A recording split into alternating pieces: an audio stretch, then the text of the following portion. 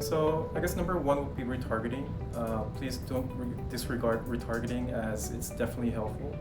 From the data that we see is that retargeting definitely have positive effects on marketing efforts.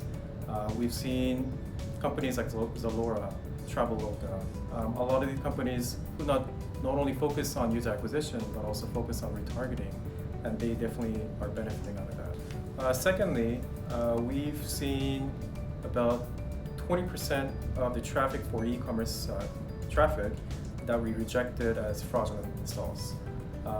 That is a high number, so I would definitely recommend the marketers in the e-commerce sector to definitely do not disregard fraud.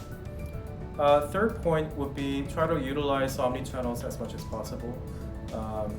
Most of the companies, they focus on mobile devices or PC or just one platform or just one or two platforms. But there are many other ways you can measure the user behavior. So definitely utilize omni-channel as much as possible. Right. So it's interesting because trends are, start in probably 2015 and will probably last all the way to 2023. But a lot of the retail trends right now have to do with analytics and using analytics to drive retail experiences. So we've already seen this, trending within the United States and internationally, where we're reusing analytics to do recommendations, and there are a lot of companies out there to do that along with us. But we're also using those same analytics to drive search and personalization, right? So a big part of what's coming within search as a whole and online retail as a whole is reusing analytics with machine learning and artificial intelligence in order to drive personalized user experiences on the site.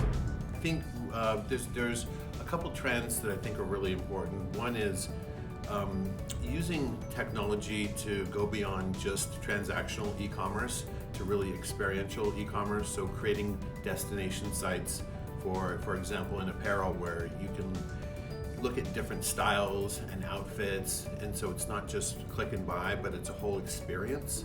I think the second part of that is using artificial intelligence to drive that experience. So, for example, I think big retailers historically have taken the top 1% of their customers and assigned personal stylists to them so that they can really maximize that experience. And now it's taking that personal stylist experience and bringing it to the other 99%, and it's using technology to do that at scale is a development that I think is going to continue. I think one is when you look into retail and the consumer, it's becoming much more fragmented and much more segmented. So I think the experience, the products, and the way we see retail to people needs to be much more personalized, much more individual. People are not kind of looking at this plain vanilla. They're saying kind of, how can you kind of really customize it to myself? So I think that's something we certainly need to react.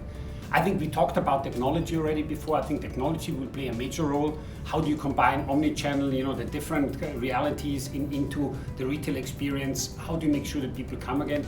And then at the end, for me, customer experience on the spot, on the point of sale. It's still so important because we all talk about digital all day long, but 90% of the business in the beauty industry is still on the point of sale. So really making sure that when people decide to come to a store, they actually really find that experience that is so immersive and really has something beyond the pure digital sell that we would be doing.